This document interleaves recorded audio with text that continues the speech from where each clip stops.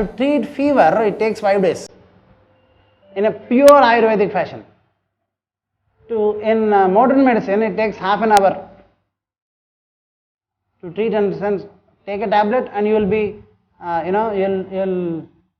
you'll be free, happy, without fever. You will be again, your fever will be off within 5 minutes or half an hour max. Yes or no? But for Ayurveda, it takes 5 days. But what is good?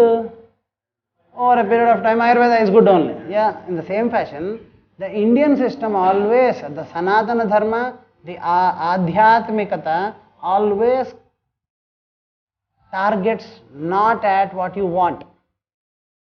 Remember, this is a statement I always mention, and people, those who understand this alone will be successful in life. If you always do what you want to do in your life, you always will have what you should have in your life. If you always do what you should do in your life, then you will always have what you want in your life. It is the opposite that works. If you do what you should do in your life, you will always have what you want in your life. If you always do what you want in your life, because you have already done the want phenomena, the should phenomena will come, and it will, tomorrow I have an exam and today I want to watch a movie and I want to do what I do, and I do watch movie, then I should fail in exam logically according to the mind's logical representation, so I will fail. If I should study, even if I like the movie that's coming in the movie TV, then I study concentratedly, then I want to be finally a happy person. I get examination and I write it, I pass it, and then I'm happy. And then I ask my father the same movie, again he'll get it. CD, whatever. Yes or no? Practically, I did what I should, then I got what I want. This making the mind understand and always making the mind what it should do is a very tough job.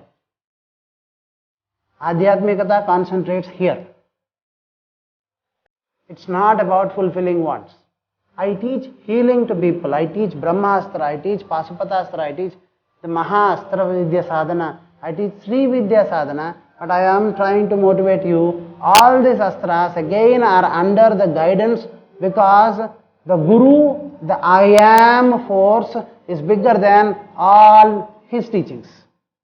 And the Guru in your life, existing within your own heart as the I am, will always guide you, and the true Adhyatmika process is only about how to do it than what you want. So it will always guide you that fashion from here on now. Yesterday we had a demonstration, because now we are initiated into the higher sadhanas of the self.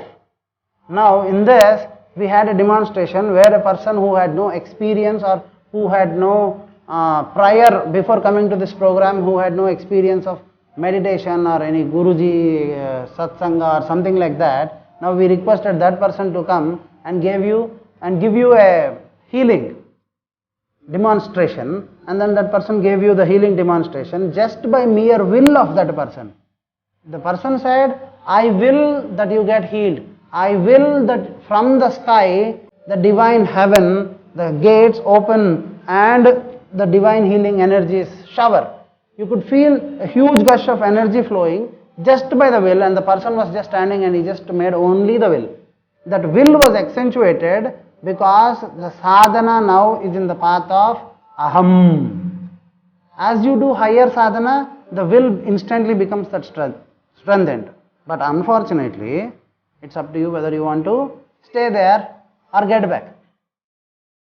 How to get back? By always concentrating on what you want. How to be there? By always concentrating on what you should do.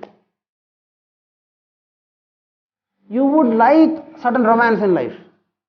You would like to do something. But the question is, okay, a small kid also wants to cross the road. Okay?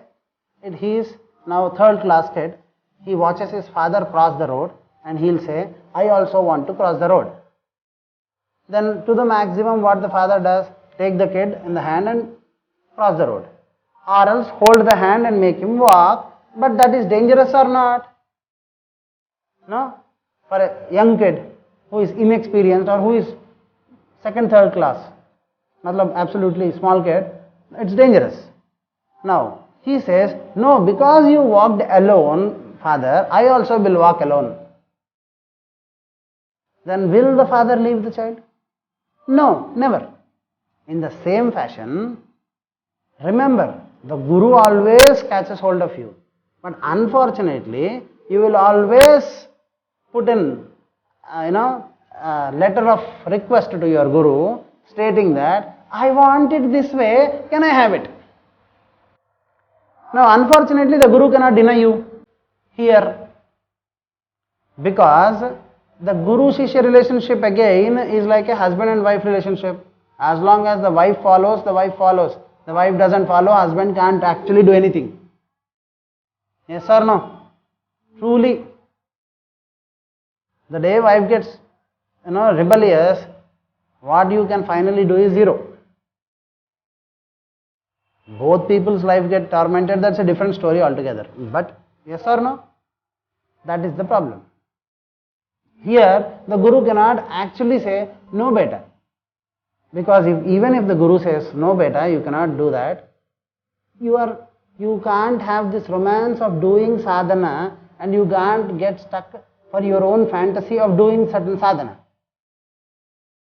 When you say, no, I would like to do it, then the Guru has to teach you the other way around by making you go into that and finally making you realize, see, I can get you there in just a minute. You're walking. Where did your walking get you? Nowhere. Understand the futility of your mind. That achievement, that go-getting, all this doesn't work in spirituality. He will finally explain you over a period of time. That is the reason why in Adhyatmikata, the Gurus, they always keep silent. Because they understand, even though they are aggressive, the student, if not aggressive, they can't help anything. And that is how I always say in my workshops, the one who accepts me as a Guru, for that person I give two objects, two chances or two choices. The first choice being, please change yourself. Automatically work on your change. The second choice I give is, you don't want to work, I will work. The nature's method of restoring harmony is always a calamity. Remember that. And nature's method of restoring harmony is always calamity. You understand? In the same fashion, God, if we do not change ourselves, God changes us. But the God's method to change, all human beings come to Adhyatmic Gurus. If at all you see, you observe, a person in Adhyatmikata has more problems than a person who is not in Adhyatmikata. Not only because of that calamity. If you see an Adhyatmic person, a deeply engrossed Adhyatmic person, when he drives, he always drives by taking the name of God, or he always drives with a mental suggestion, or he always drives by playing the CD of a god, or he has fear everywhere. For example, he is doing something and he will say, oh God bless me, and then he jumps. Even if he has to jump into a height of 5 feet swimming pool, he will say, oh God bless me, and jump. God-fearing people, they do like this or not? When your Adhyatmika sadhana goes into a certain speed, then you bother about the money, the anguti, your vastu, you bother about this, you bother about surrounding yourself with a lot of positive energy again. Yes or no? There are how many sadhaks or energy healers in the world that you see in your world who call themselves as Adhyatmika sadhaks, and get surrounded by all positive energy and always bother themselves, actually preoccupied, make their mind preoccupied in covering themselves with positive energy as much as possible. In a plea that if they cover themselves, if they surround themselves with positive energy, they will grow in spiritual path. How many people would do this? Lot of people. Every person who is doing Adhyatmic sadhana has to live in a conviction that Mama Atma Sarva Bhutatma Aham Brahmasmi Tattvamasi. Yes or no? It is, people mistake this. Living the conviction alone can get the conviction. Aspiring the conviction, you can never, you can get the conviction. You understand my point?